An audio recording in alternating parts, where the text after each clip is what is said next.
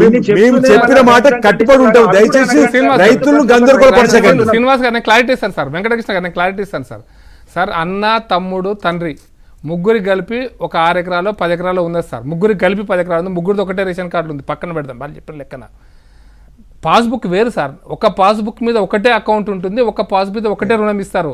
భార్యకు భర్తకు ఇవ్వరు. భార్య పేరు మీద వేరే పాస్బుక్ ఉండాల్సిందే, భర్త పేరు మీద వేరే పాస్బుక్ ఉండాల్సిందే.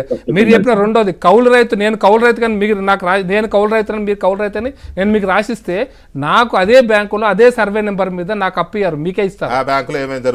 లేదు జరగదు సార్.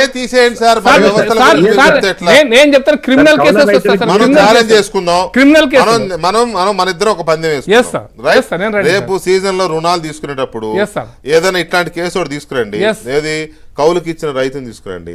రైతు పేరు మీద లోను, కౌలు రైతు పేరు మీద లోను రెండు నేను ఇప్పిస్తా అంటే మేనేజ్ చేసేది మీరే, పైసలు మీరే పెట్టాలి. నేను వస్తా సార్, నేను మేనేజ్ చేస్తాను. మనం ప్రూవ్ చేద్దామా? రేపే ఛాలెంజ్ సార్, రేపే ఛాలెంజ్ సార్. రైట్ సార్, లేదు అనమాట, లేదు సమస్య లేదు. దయచేసి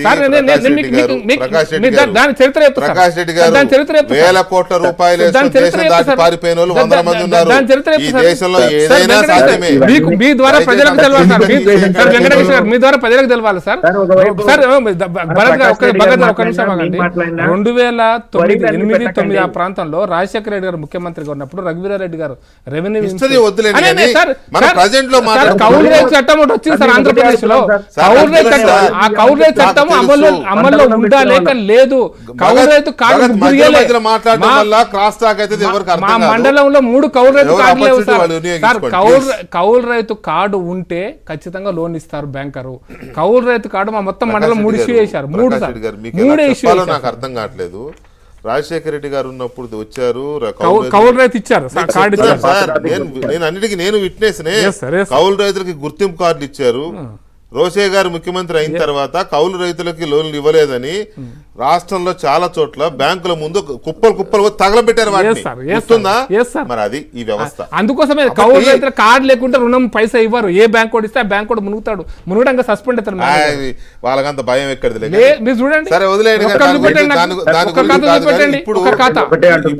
ఇప్పుడు టోటల్ గా ఏంటంటే 31,000 కోట్ల రూపాయలు ప్రభుత్వం తప్పది అంటున్నా. అది తప్ప, అదే ఫిగర్ తప్పు అంటున్నా. చెప్పిన మాట చెప్పేదే కరెక్ట్ అని మీరు అనండి, నేను ఒప్పుకుంటాను, కాదనట్లా. ప్రభుత్వం బ్యాంకుల రుణాలు అన్ని రైతు